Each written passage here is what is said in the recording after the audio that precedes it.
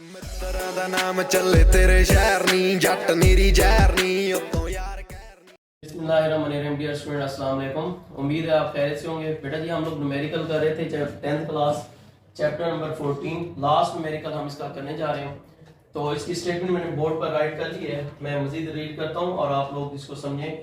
A resistance of 5.6 ओम 5.6 ओम की resistance is connected जोड़ी गई है अक्रॉस अ बैटरी के जिसका 3 वोल्ट उसकी वोल्टेज है by means of negligible resistance. एक नेग्लिजिबल होता है जिसका कोई इतना मास ना हो। आई समझ रेजिस्टेंस से a current of 0.5 ampere pass through register. इस रजिस्टर में से 0.5 एंपियर का करंट बह रहा है। अब हमें कहा क्या गया है, क्या क्या मालूम करें, कैलकुलेट करें power dissipated by resistor. Resistor में से कितनी पावर डिसिपेटेड का मतलब होता है खारिज होना, जाया होना, ये होती है। आई समझ। Number 2 total power produce by battery. Battery कितनी टोटल पावर क्या कर रहा है, प्रोड्यूस कर रहा है, क्योंकि एक ही सर्किट में 2 पावर हमने निकालनी है। तो सी में पूछ रहा है give the reason of difference. इनके दरमियान में ज़ाहिर है डेफिनेटली डिफरेंस आएगा, वो क्यों आया, कितना आया। तो आप ये देखें, सबसे पहले हमने हमारे पास गिवन डाटा में क्या था, रेजिस्टेंस कितनी थी 5.6 ओम, वोल्टेज कितना था 3 वोल्ट, करंट कितना है 0.5 एंपियर। फाइंड क्या करना था पावर डिसिपेटेड बाय रेजिस्टर। ये देखें ये रेजिस्टर की पावर और नंबर 2 बैटरी की पावर। अब फार्मूला और सॉल्यूशन।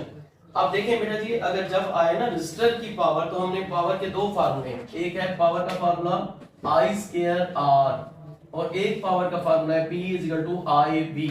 तो ये फार्मूला तब लगेगा जब रेजिस्टर का लफ्ज बोलेगा। तो आपने रेजिस्टर का लफ्ज बोले तो आपने फार्मूला लगाना होगा P = I²R और जब पे बैटरी की या सर्किट की पावर बताएं तो आपने ये वाला फार्मूला निकालना होगा। तो जैसे कि ए में दिया हुआ है पावर डिसिपेटेड बाय रेजिस्टर, तो हम ये वाला फार्मूला लगाएंगे। तो P = क्या है I²R। I भी गिवन है, देखें कितने हैं 0.5 एंपियर और R भी गिवन है 5.6 ओम है। तो ये इसका फार्मूला क्या आएगा 0.5 का स्क्वायर मल्टीप्लाई R कितने हैं आपके पास 5.6। तो हम कैलकुलेट कर लेते हैं इसकी कैलकुलेशन। 0.5 मल्टीप्लाई 0.5 तो ये आंसर आएगा 0.25। तो ये 0.25 मल्टीप्लाई क्या है 5.6 मल्टीप्लाई 5.6 तो आंसर क्या आया 1.4 और पावर का यूनिट क्या होता है वाट। तो ये तो हमने कर ली रेजिस्टेंस की रेजिस्टर की पावर। तो ये ए पार्ट था। बी पार्ट हमने करना है क्या है टोटल पावर बैटरी की। तो अब ये वाला फार्मूला लगेगा P = IB। I से मुराद करंट और B से मुराद वोल्टेज। करंट कितना दिया हुआ है आपको 0.5 एंपियर और वोल्टेज कितना था 3 वोल्ट। तो 0.5 को 3 से मल्टीप्लाई 1.5 और करंट ये पावर की इकाई क्या है वाट।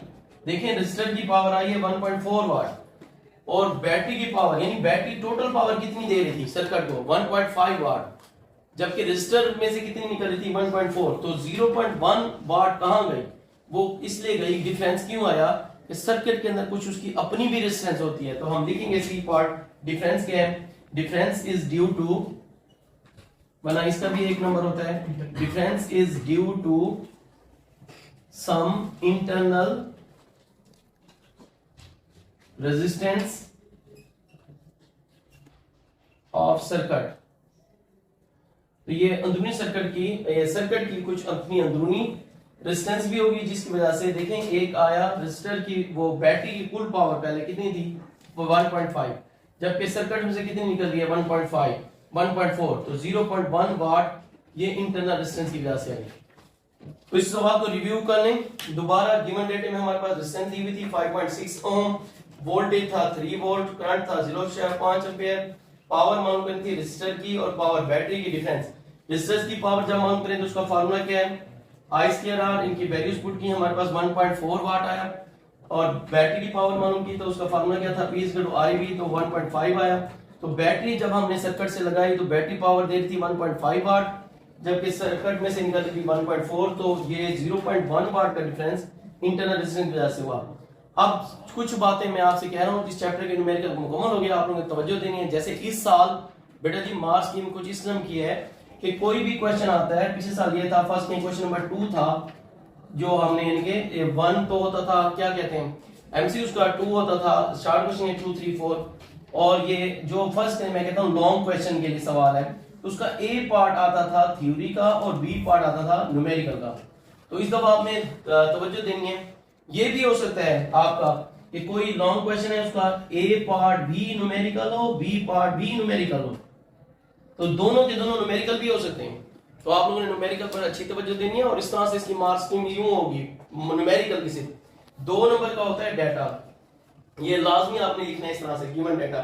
फाइंड करने का 1 नंबर होता है, कितने होंगे 3 नंबर। 1 नंबर होता है फार्मूले का, 1 नंबर सोल्यूशन का, 4 नंबर, बाकी 1 नंबर होते हैं यूनिट्स आप लिखेंगे। इस तरह से करेंगे और मैंने आपको यानी कि तकरीबन यानी कि इन चैप्टरों के मुकम्मल करा दिए हैं, आए समझ।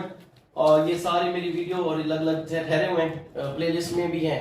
तो इस दफा आपने ये आपके लिए, और दूसरी बात आपके लिए न्यूमेरिकल में एक अच्छी चीज भी मैंने कोशिश की है आपको, डेफिनेटली आप कहेंगे अच्छी चीज है कि हर न्यूमेरिकल को तस्वीर के साथ मैंने समझाया, और जहां पॉसिबल नहीं है यानी बनती नहीं है वहां नहीं बनाई। वैसे सारी लाइट वाले जो चैप्टर के न्यूमेरिकल थे, कैपेसिटर वाले थे, उनका सीरीज और क्या था, पैरेलल कॉम्बिनेशन था, रेजिस्टेंस का सीरीज और पैरेलल की बकायदा तस्वीरें बनाकर वो किए गए, और इससे आपके इंशाल्लाह एनुअल एग्जाम में उम्मीद है फुल के फुल नंबर आएंगे। ठीक है बेटा जी, तो ये आप लोग अच्छे से देख लीजिएगा जी। अगर तुम लोग नए हो तो सब्सक्राइब करो, वो जो लाल वाला बटन है उस पर कुछ भी फेंक के मारो, ये माइक फेंक के मारो, ये कैमरा फेंक के मारो, मैंने उल्टा बोल दिया लेकिन मुझे फर्क नहीं पड़ता है, बस सब्सक्राइब करो, मुझे नहीं पता।